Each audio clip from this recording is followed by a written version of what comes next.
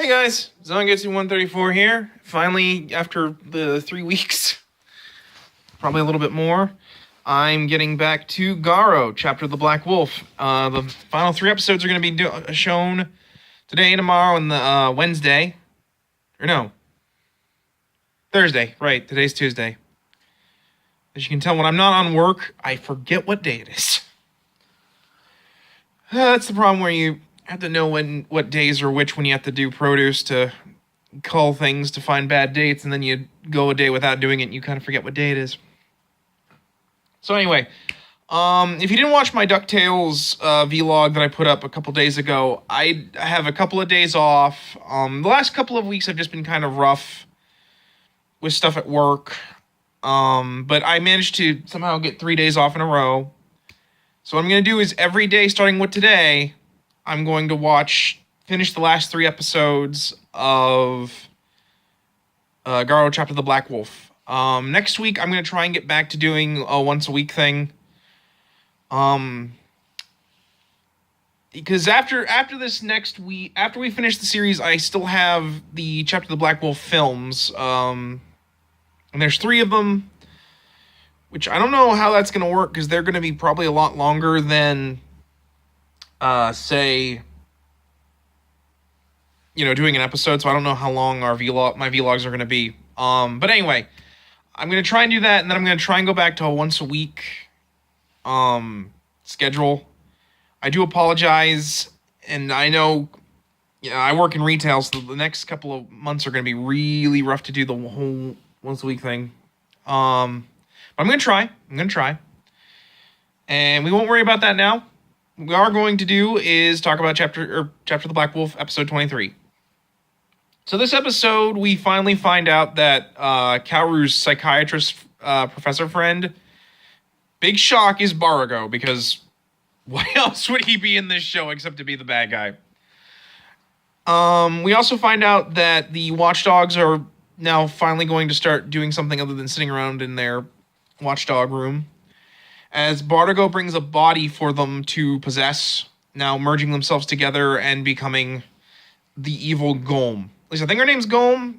I forget what her name is. I think in the next episode they talk about what she is when they're all fused together, but usually they just call her a little watchdog Chan or something like that. And so he comes to Kouga's mansion and manages to steal Kaoru away. And Kouga and Rei manage to intercept them. However, Barago finally shows off more of his true skill, using the power of the dark armor Kiba to just stomp them. After beating them up and driving Kouga to desperation, Kouga finally is stopped by Kodama, who I remind you, recently killed Jabi. This, combined with Kouga's feeling of helplessness and worthlessness, allows him to override the armor's natural mechanism of dehensioning after 99.9 seconds, and he becomes a Dark Knight.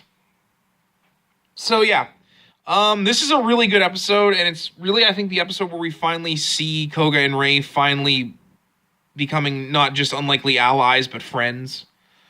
It's a really good episode, and like I said, it's pretty obvious who Barago is going to be hiding as, especially when they reveal the whole Makainite polyjuice potion.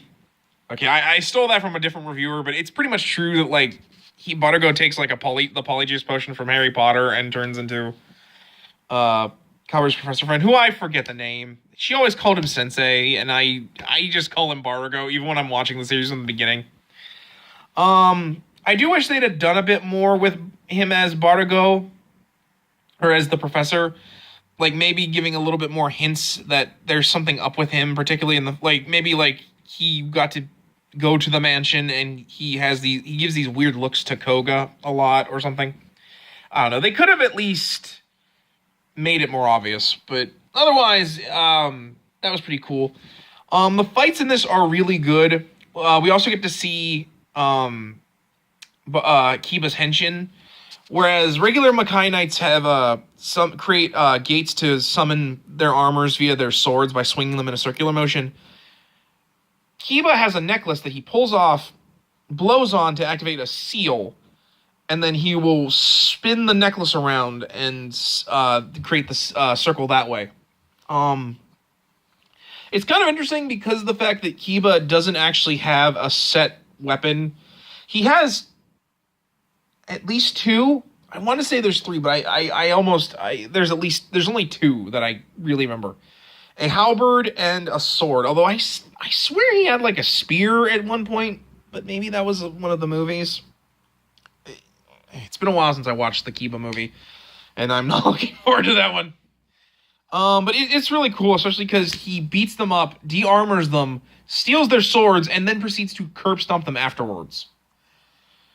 And it's a really good fight, other than he decides to do the one thing that villains are always stupid to do. I'm going to let them live so they can watch my evil plan come to fruition in despair, despite the fact that killing them would make his plan a lot easier. But whatever. To me, him leaving Kouga alive makes sense. Not Rei as much. To be honest, we never really get why he hates Rei so much, or why he goes after Rei as he does. I think the closest is the fact that Rei finds out that the polyjuice is in a vial that belonged to his father. So my only guess is that his father knew how to make the polyjuice potion, and so he stole the recipe from him or something. They never really go into that. They never really go into why he attacks Rei. I think really the only other reason would be that he knows Rei is as good of a Makai Knight as Kouga, and hoped that Rei would kill him or something. I don't know. It doesn't really make a lot of sense. But yeah, this is also the first episode we ever see of what's known as the Lost Soul Beast form. We saw a hint of it when we got to see a bit of a flashback into what exactly allowed Barugo to turn into the Dark Knight Kiba. That's when Kouga finally just has his revenge against Barugo, which is, I love that scene because you can tell Kouga is already just done with this whole situation, especially because Kaoru is still kidnapped. And then Kodama gets in his way. Kodama, the character that killed his best friend from childhood and has been doing everything in his way to stop him. And it's a really good fight before he gets into the Lost Beast form. Kodama's using his power a lot. Kouga having to go into the GARO mode, his GARO armor to even like hurt Kodama, and then Kodama using his echo magic to create a horror-like armor for him to wear that's kind of like a Makai Knight, but not. And I really like the armor. It's really cool, especially because it's got this long, flowy, capey thing. And so Kouga allows the armor's timer to run out instead of de-armoring before the timer runs out. Now, to be fair, I think the armor will just time out on its own. I think you can dispel it, but I think normally knights will fight until the armor either runs out or they defeat the horror. I almost said hollow. This isn't Bleach. Jeez. Maybe it's because, horror and hollow are kind of close to the same sounding words. Especially because I don't really like Bleach as much as I used to. Okay, that's tangent. But basically, if a Makai Knight has given into his rage enough and the armor is dispelled, the energies in the Makai Knight armor will twist as they are, you make the armor and the sword weight change depending on your will. And if your will has been warped by darkness, it will cause the armor to warp. And we finally see why all the Makai armors are wolf-themed, as the armor slowly distorts and becomes a giant werewolf monster.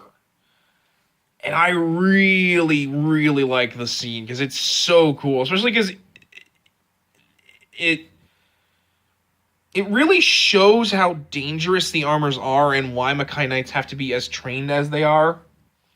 Because if not, you will be destroyed by your armor. And again, it finally shows that Rei and Kouga are friends, as Rei does not want Kouga to fall to darkness.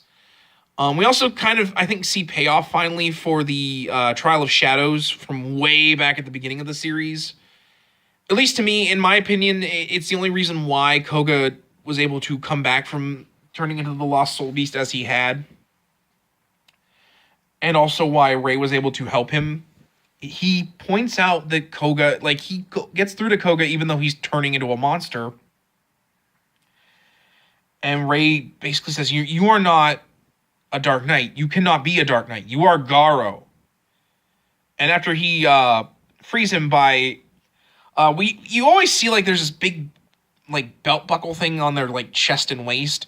That is apparently a limiter that allows the armor to desynchronize when the timer runs out, and also prevents knights from being overwhelmed by the power of their armor.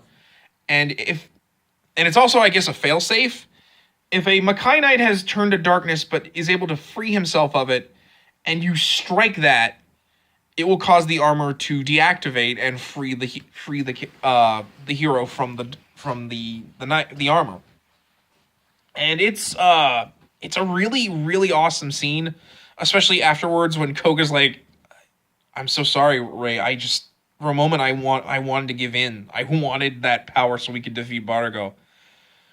And Rei basically says, as much as I hated you and why I, wanted to kill you, I looked up to the title of Garo. I honestly could not believe that you were that bad person, and not only that, I am not going to let you die like that. You cannot, you as Garo cannot give into darkness. And it's really here that we will see something that will go throughout season 2 and most of the rest of the series, and that is how much the title of Garo inspires the Makai Knights. It starts here with Rei talking about how much he looks up to the title of Garo, and why it's such an important title to the Makai Knights. It'll get more explained in Red Requiem when they go into what the name Garo means, as well as Makai Senki. But here is where we see just how much the title means to other knights, and why the golden armor is so important. But yeah, otherwise this episode's really good. We're getting into the 2-part series finale, and this is where basically we start seeing the escalation to the big threat of the series is finally going to get underway. There's some great action. It's definitely, in my opinion, where the series has its best moments and really plays into its strengths.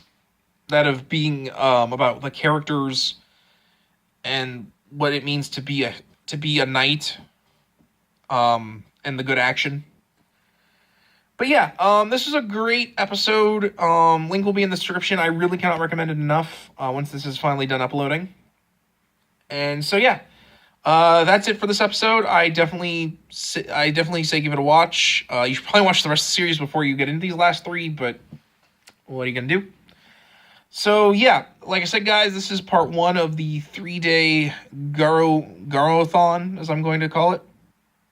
So I hope you guys come back for the next one. And again, I'm sorry that it's gotten away from me these last couple of weeks, but I really do hope that you guys come back. And if you have stuck around, I thank you. So yeah, that's it, guys. And I will see you tomorrow. So take care.